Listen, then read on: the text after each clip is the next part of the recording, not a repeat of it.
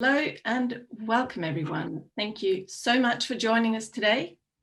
My name is Nurani Nimpuno and I'm the Head of Global Engagement at the London Internet Exchange, LINX. And I'll be your moderator for today's session, how to build an agile network for financial services and enhance customer experience. And I'm joined today by our great industry experts, Halil Kama, Peering Advisor for LINX, Patrick Lastanet, Director of Business Development at Interxion, and Matthew Lampriere, Head of UK, Middle East and APAC Sales at BSO. And if you have any questions at all for our panel during the session, please use the Q&A function and I'll pick them up and put them to our expert panelists. So, we are seeing an increased online demand and traffic volumes for financial services. And with the fast adoption of cloud, AI, blockchain, and real-time collaboration tools, how do networks keep their data and infrastructure secure, reliable, and agile whilst performing at a high level? So those are the questions that we will be covering today. And this process of moving to a more agile approach when it comes to networking is often part of an organization's digital transformation. So let's jump straight to it and look at what digital transformation is. So can I turn to you, Matthew? What do we actually mean when we talk about digital transformation and agile networking?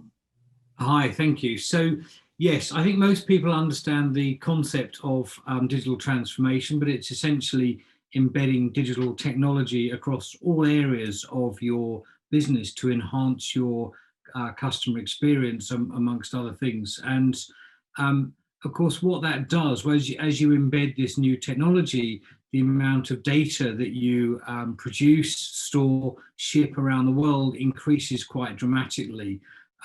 Therefore, the amount of compute power that you have needs to increase. And that's why a lot of people are looking at deploying into the cloud.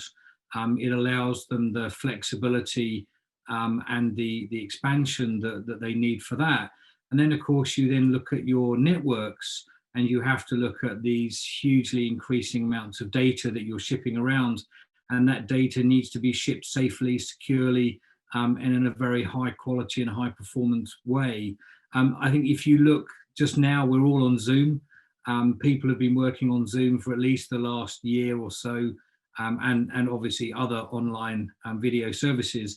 And again, that's a great example of the huge increase in traffic volumes that have occurred over the last year. So to really deliver proper digital transformation, you need to have flexible compute power, you need to have flexible network power, and it needs to be high performance and high quality.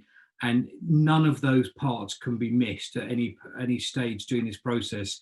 And I like to use car examples. If you're building a Formula One car, you need all of your different components to be the best quality available. There's no point in building a car and then putting rubbish tires on it. So you have to have all of your different sections thought out of. And some people miss some of these areas. You'd be surprised how many digital transformation plans that you look at and people have forgotten network, for example, or, can't just shove it on the internet without thinking about these things. You really have to plan them. And that's where I think we're going to be talking today. Yeah, thank you for that. That's so true. And I think this shift, what you're describing from on-premise IT systems to this more platform-based models with applications and data in the cloud, I think it's something we see that is true for many organizations, both outside and inside the financial industry. So if we hone in on that, the financial services industry a little bit more. So London is one of the global financial hubs in the world, but it's also one of the main interconnection hubs in terms of internet networking in the world. So what does that actually mean for financial services firms and their ability to adopt agile networking? Patrick, could I turn to you to talk to that a bit? Sure, thank you, Nurani, and hello, everyone. Indeed, just building on the point made by Matthew and equating sort of digital transformation with the data challenge, I think that's where I think London and financial services stands out, really. So over here at Interxion Digital Realty, what we have done in the past couple of years, we've tried to sort of quantify this challenge attached to data and digital transformation. And we've come up with the concept called the data gravity index. So I think everyone understands that, you know, when you undertake your digital transformation, you face those data challenges. And so we've designed this index, which basically is a function of, you know, data mass, the activity of the data, the bandwidth associated with a particular location like London, and also the latency, the average latency between a location and all the other locations. And when we give, and all this is measured in gigabit per second. And if we look globally, all the metro areas, London is the one with the highest data gravity challenge. And if you look at the sectors, financial services is the one with the highest data gravity challenge. So I think, you know, irrespective of there's a sort of geopolitical Brexit and all these sort of things, if you just look at the sheer data volumes that financial services firms need to cope with, you know, it's a tremendous challenge, and hence the need for agile networking technology. Yeah, wonderfully captured there. Thanks. Halil, do you want to add anything, given that LINX runs one of the large internet hubs in the world in London? Yeah, absolutely. I mean, London is a vital part of our peering ecosystem, not only for the telco world and digital networks that also connect to LINX itself, but also it's a great benefit to the fintech community and the finance world that is located within the UK and Europe, essentially, because you have all kinds of networks from all around the world trying to reach London, right? We have 84 countries connected into LINX at the moment. So that shows the level of interest within the ecosystem that we've created in London, and people are going far and wide from across the world to reach that.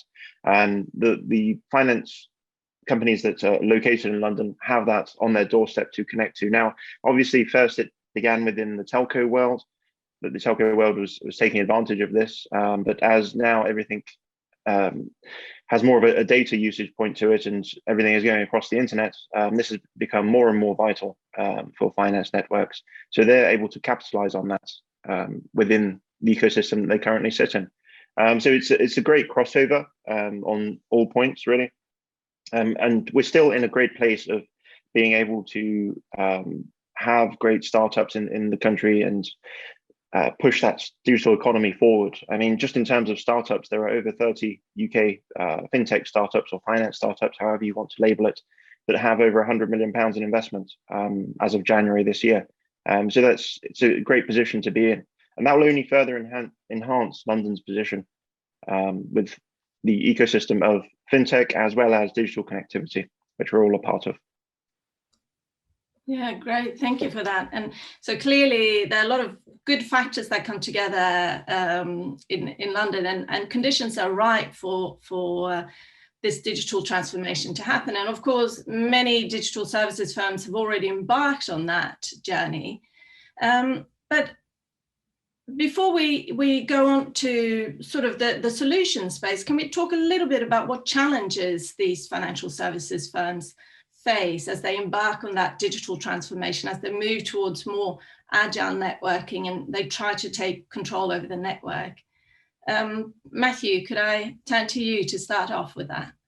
Yeah, sure. I mean, challenges or opportunities, whichever way you look at it. I like to think of them as opportunities. But yeah, I mean, I was reading a report earlier this week that IBM had put out with Ernst & Young around a new team they've created, or a new business they've created to help the banks move to the cloud.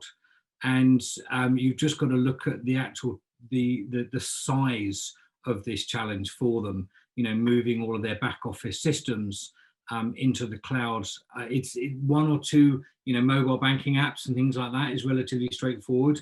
But when you're looking at some of these massive back office systems, I mean, the challenge is extreme, to be honest with you. Then you look at some of the other, where I say opportunities, you know, digitizing systems and replacing old systems with maybe blockchain-based ones, like the Australian Stock Exchange are doing with their CHESS system. You're looking at ways people can improve the services they offer out to clients by having better mobile apps, better trading applications. I think trading is a great example for this, where firms can look at new liquidity, getting into the world of digital assets and crypto. There's just the list is endless, really. I mean, I could spend the next week talking about them and probably still have missed a few.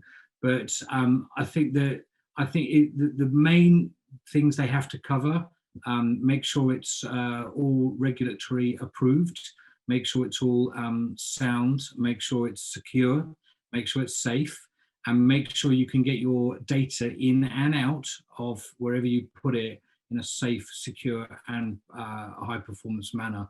But the regulatory approval is so critical for this. And actually, just to give one more, I know we haven't got a huge amount of time, but another quick example: I was talking to someone recently in Hong Kong. I won't say which bank, but they were running the compliance team for Asia and literally looking across all of the bank systems from HR through to mobile banks and electronic trading, looking at which application could or could not go into a cloud because of data sovereignty and other rules. So this is, I mean, it's a massive, massive area, and a very exciting area, because it does improve the customer experience. And that's what this is all about. Yeah, thank you. I like that take on it. Of course, you know, when there's opportunity for change and there are challenges, that also means that there are huge opportunities to get ahead of the game, so to speak. Patrick, do you want to add to that? Sure. So I think the challenge, as Matthew outlines, is really you have on one hand, and I think within financial services the wave is coming now, or we're right in the middle of it, cloud migration. You know, it's really taking off. I think most major banks incumbent have decided at a very senior level to be cloud first. So all of a sudden you have app development, and you've got tremendous activity on the DevOps front, and building of new applications on the cloud. But so you have this DevOps world, which is very active and really driving the requirement for the infrastructure team, I would call the NetOps. And the challenge really is those two worlds need to bridge and cohabitate. And all of a sudden, if you're a network architect, you need to start accommodating this growth of new applications. So how do you architect this? How do you forecast traffic patterns which you've never seen before? And how do you forecast what type of application is going to end up in the cloud? So there's a complete shift in the way that people think, and we've seen that transition at a data center level. Whereas in the past, you used to architect hub and spoke with your main on-prem data center and connecting to external parties and one or two clouds.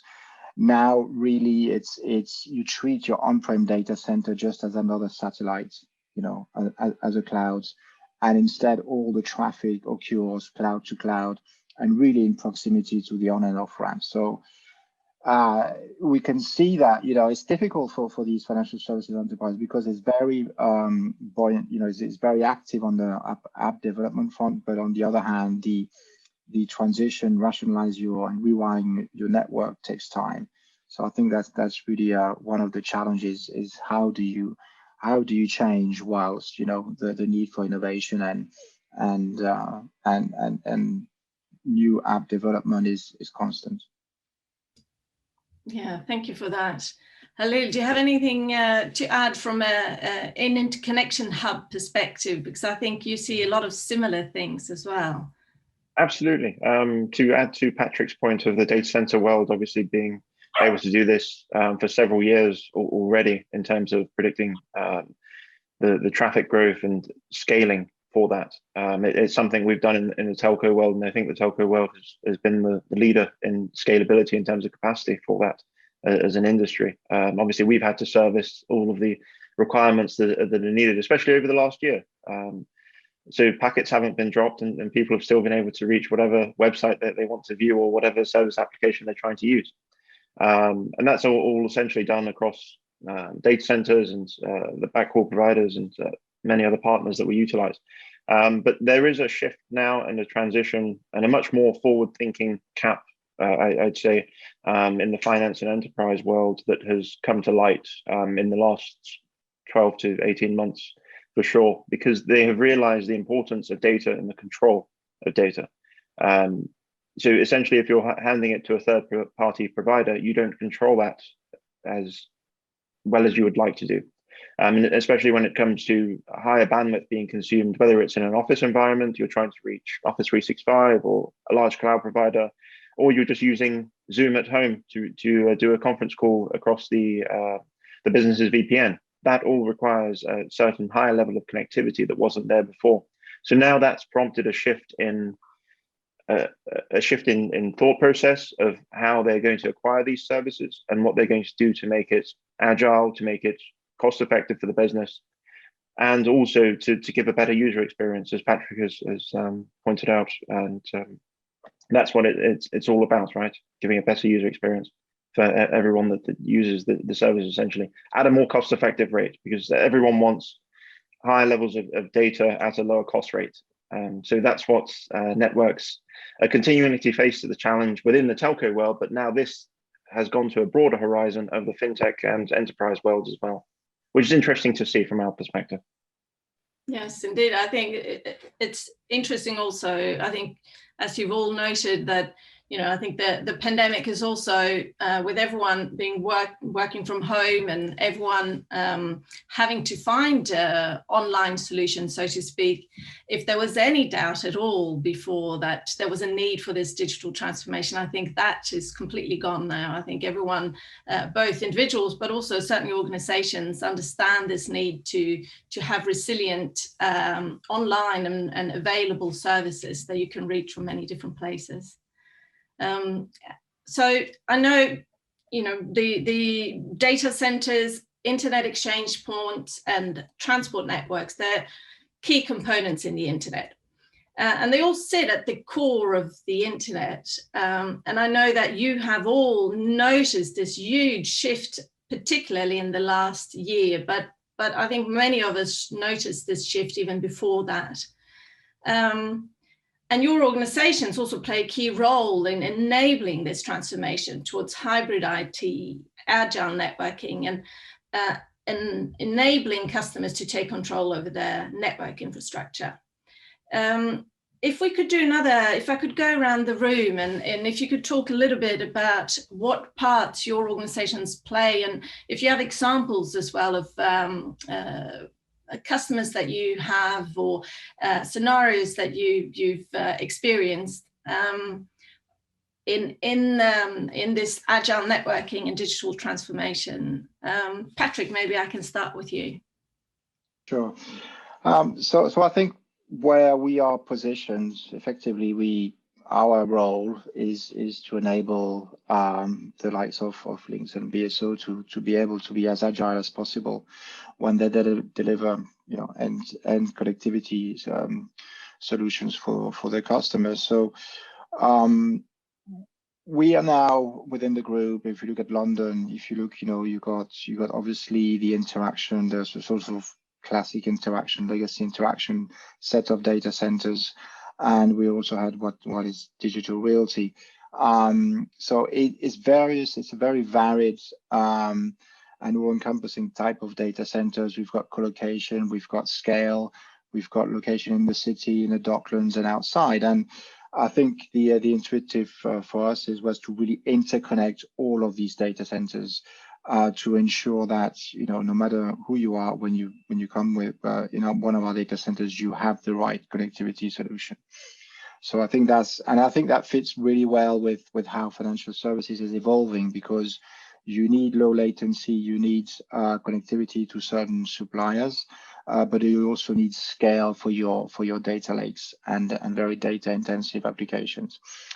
That's the first thing. The second thing we've seen more and more is also I would say completely cloud native type of fintechs who are born in the cloud, and more and more realize that they need to start having some sort of physical footprint in order to be completely compliant with some of the requirements. I would say, for instance, one example we did, we worked very closely with AWS to enable Cloud Swift connectivity. So customers porting their payment applications into AWS, but then wanting to go cloud, but then still needing to have hardware security modules located in co-location, bundle with layer 2 connectivity, and then connecting back to the Swift network. So this is a sort of new firms that we deal with, the big fintech, and obviously they want to do this in London and then scale all across the world with a similar solution. So more and more we're having to think about these very hybrid solution that enables hybrid IT, not just for the legacy or should we say incumbent financial services player, but also for the neobanks and the fintechs. Yeah, thank you for that. Halil, do you want to add to that?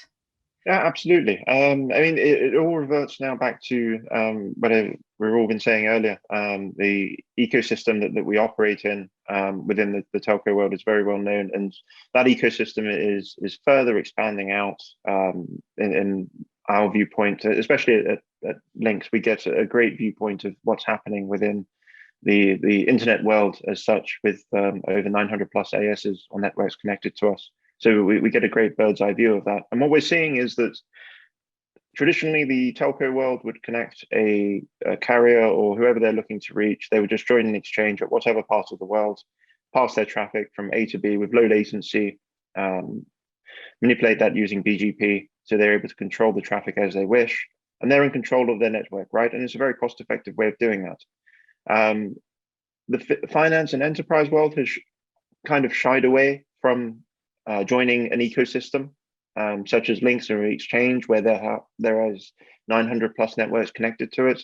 They think, oh, there may be different security elements that they're not used to in a normal transit environment, perhaps. But that all comes with educating the end network on peering. But they've realized that once they do peer, they're able to then have, let's say, a particular service provider or a network that they're looking to reach, join the exchange as well and service that requirement straight across the exchange, as opposed to having a cross connect to them and, let's say, 30 other networks that they also do business with.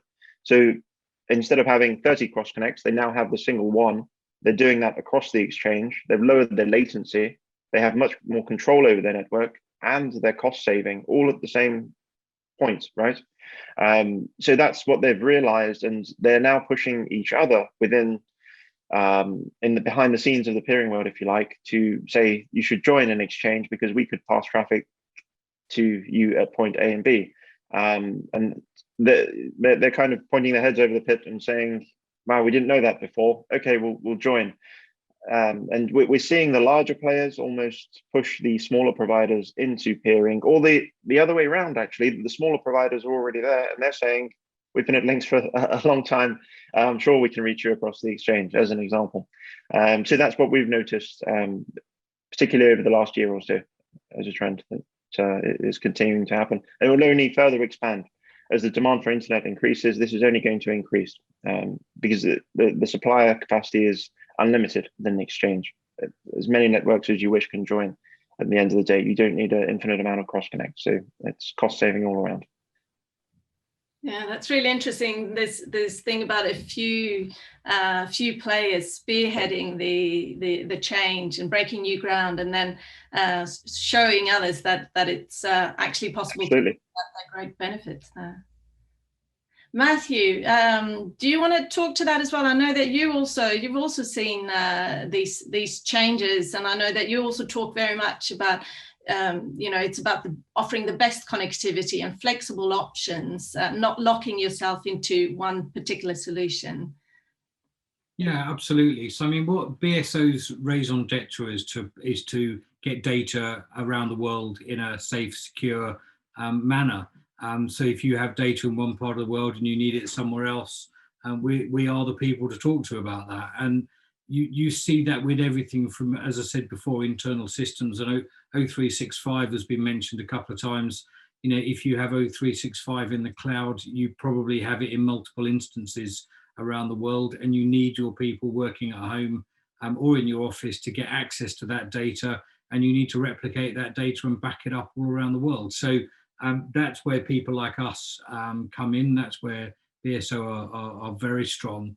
The other area that we see a big increase in data and traffic is the world of electronic trading, particularly high frequency trading, where people see arbitrage opportunities around the world. That's traditionally been where we operate. So we have the lowest latency fiber and RF, which is microwave or millimeter wave networks in the world.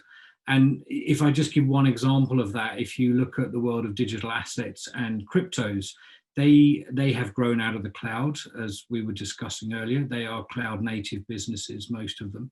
And they are now looking at how can you get arbitrage opportunities between the different exchanges. And so actually the need for low latency networks is becoming extremely prevalent in the digital assets world. And I've noticed one of the questions that's come in on the chat is around data sovereignty. One of the challenges with using cloud has been, how do you prove where your data is stored?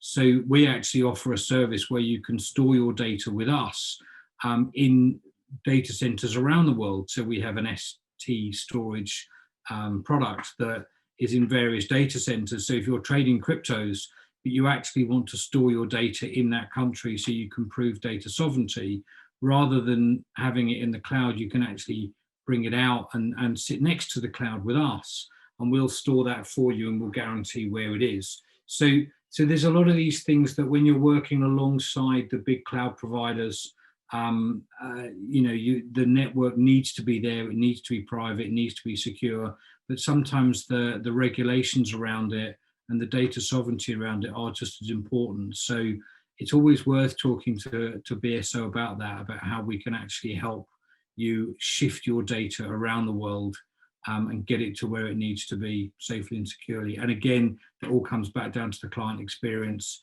It gives them the best service in the market, whether it's for their internal use or whether they sell that onto their clients.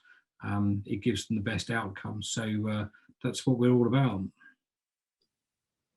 Yeah, great. Thank you. It's a very good point about data sovereignty. And thanks for actually picking up that question on how to ensure data sovereignty with complex networks architecture. So I will, we have come up to the half hour, and I will go around the room and ask you for your final pieces of advice. But before we do that, I do want to let in some questions that I see have come in from the audience. So one question is, how do you drive DevOps when you have legacy infrastructure? What processes should be followed? Does anyone want to pick that one up?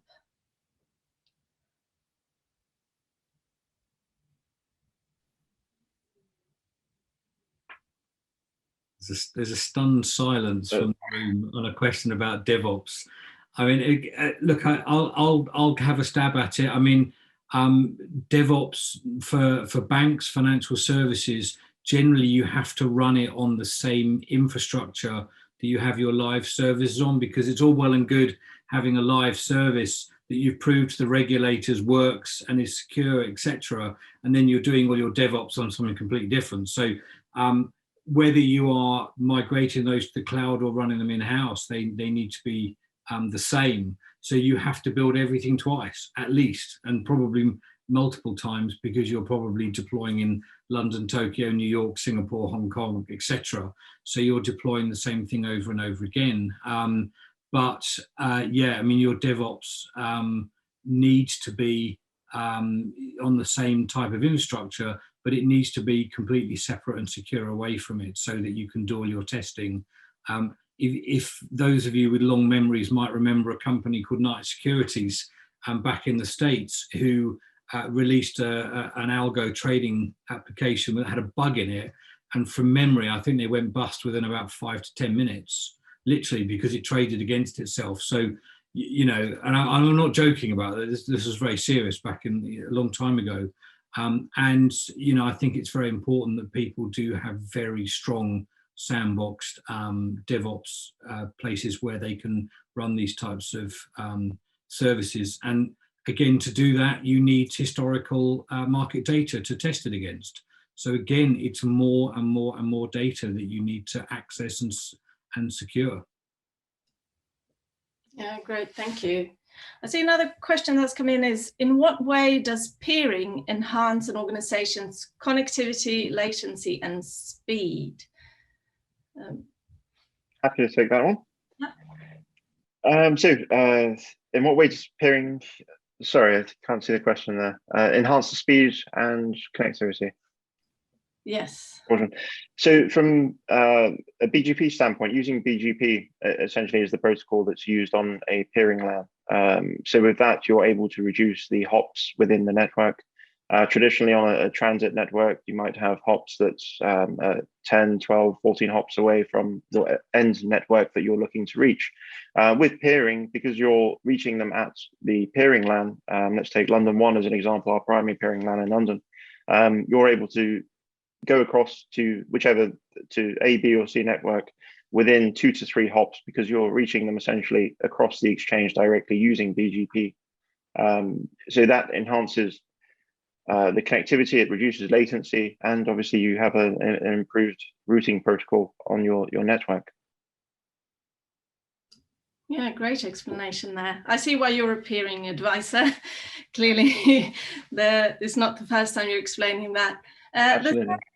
There's another question there about interconnected London. I think that, Patrick, you talked about this concept of interconnected London. So the question is, could you please explain what interconnected London means? So interconnected London essentially is us Interaxion Digital Realty handling metro connectivity between our data centers. So effectively, let's say if you've got an application deployed in a Docklands data center, and you want to access some of our Hanbury Street financial services community, the customer experience will be, it will be similar to a local cross connect.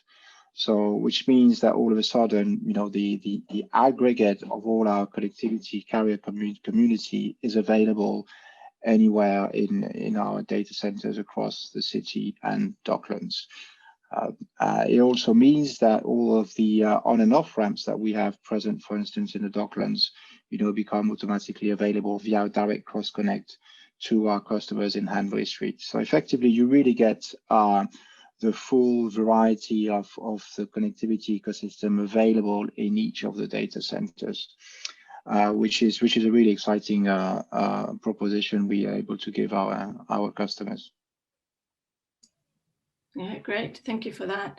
And then the last question, what is the best way to start network optimization without disrupting the end customer's experience? And I guess that comes back to that redundancy and resilience that several of you talked about, having several interconnection options. Does anyone want to address that question?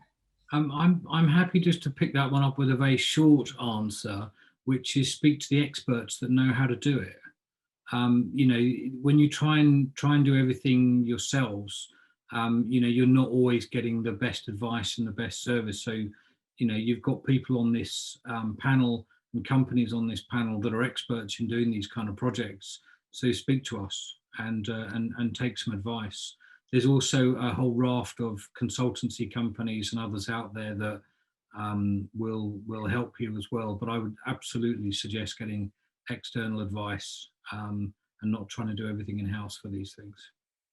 Sure. So just to add to that, so in terms of network optimization, without disturbing the end customer experience, it's a challenge that we always face with companies that's newly come into the peering world.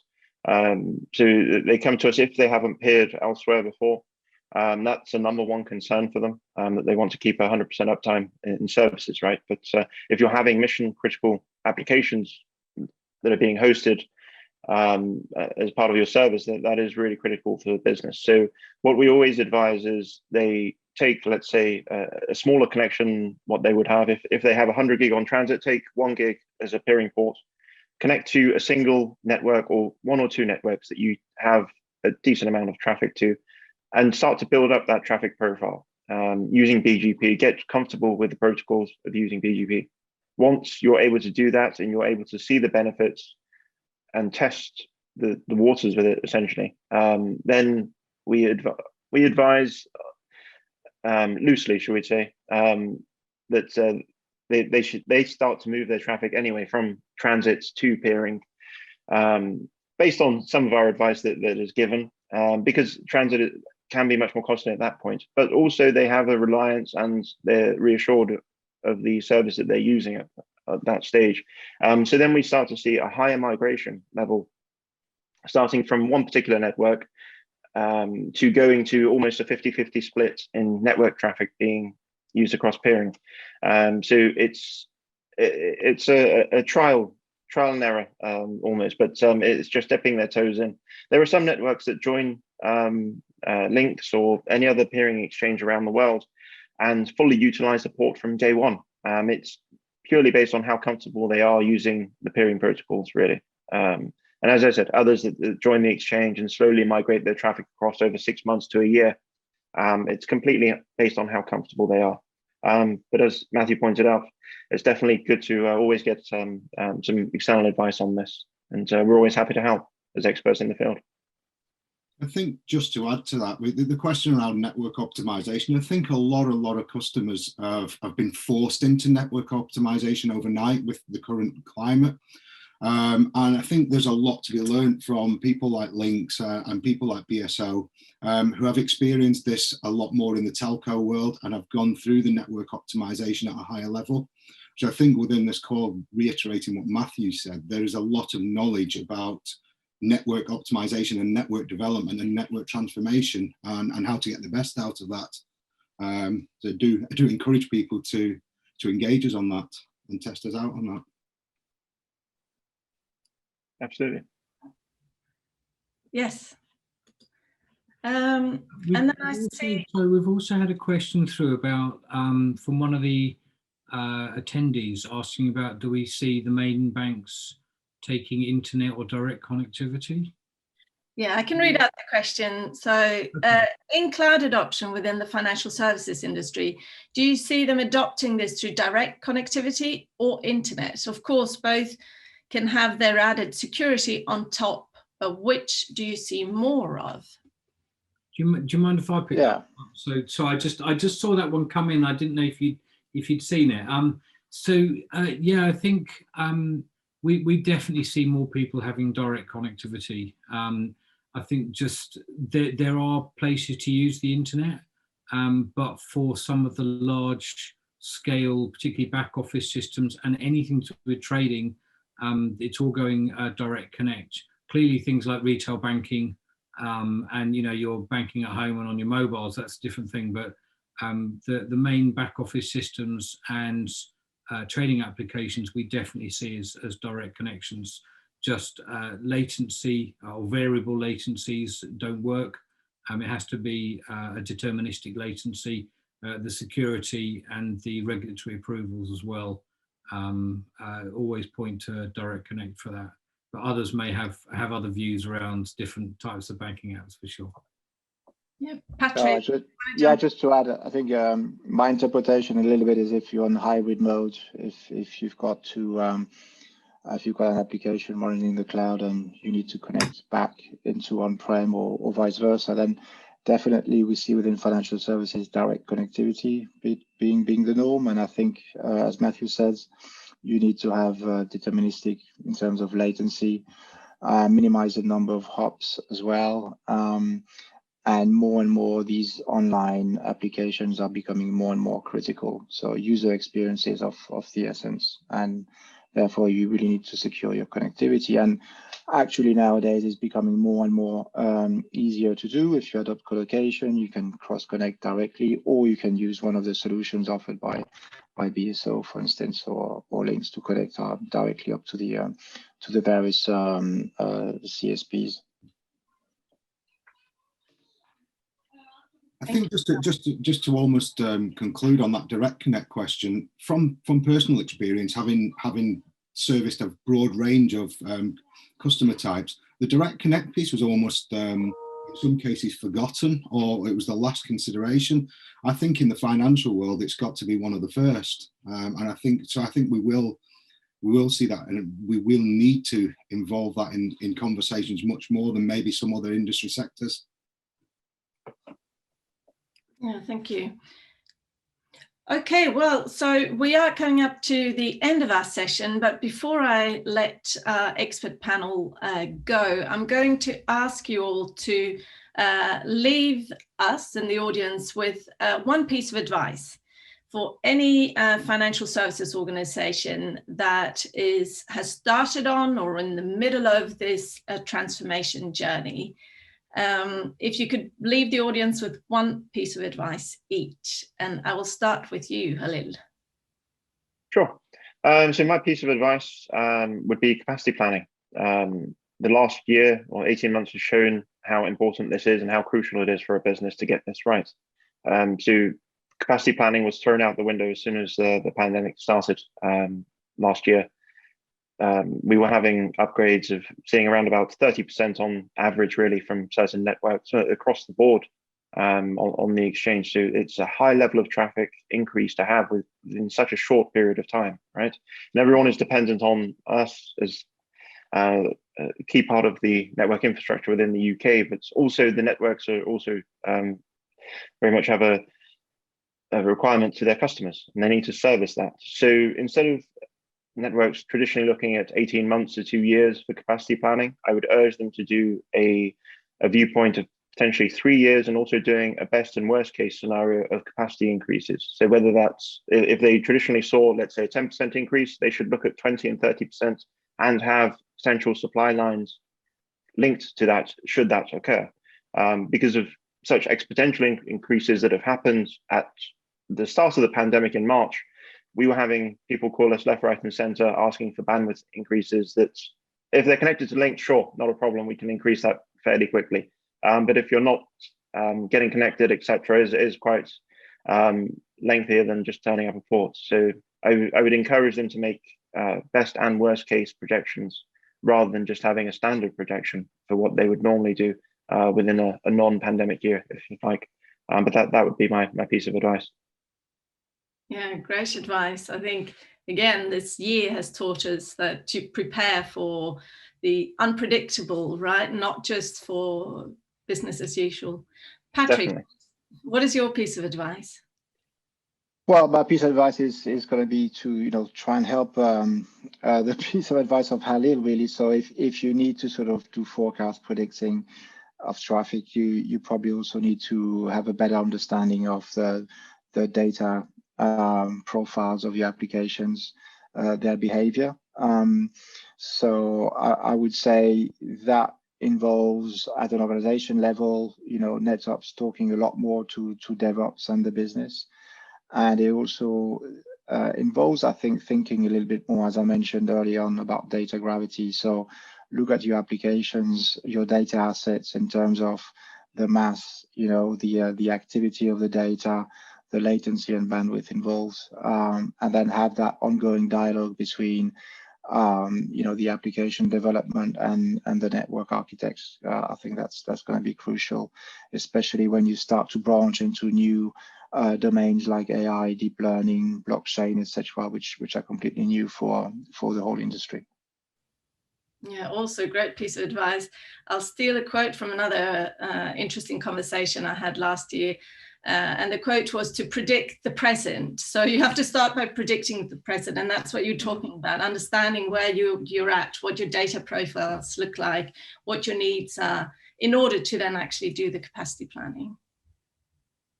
Yeah, great. So Matthew, you will have the final and not the most important, but the final piece of advice to share with the audience.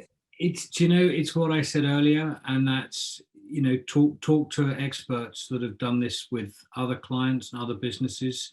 The people on this panel, LINX, Interxion, BSO, we're working with clients on this day in, day out. So, if you need some advice, talk to us. You won't be the first person doing this, that's for sure. We've got a lot of experience of doing and managing these types of projects and programs. So talk to us, and we'll help where we can to make your programs a success. Wonderful, thank you. There's a lot of experience within these three organizations indeed, so make the most of it. So that brings us to the end of our session. So thank you so much to our panelists for that very insightful session. Thank you, Halil, Matthew, and Patrick. And thanks, of course, to everyone who tuned in today for joining us today. I hope you all find it as interesting as I did. Please do reach out to our teams for more advice and assistance when it comes to secure and agile networking. This session will also be available on YouTube on our respective channels and websites shortly, so watch this space. And we hope to see you soon again. From all of us here at LINX, Interaction and BSO, all the best. Thank you and goodbye.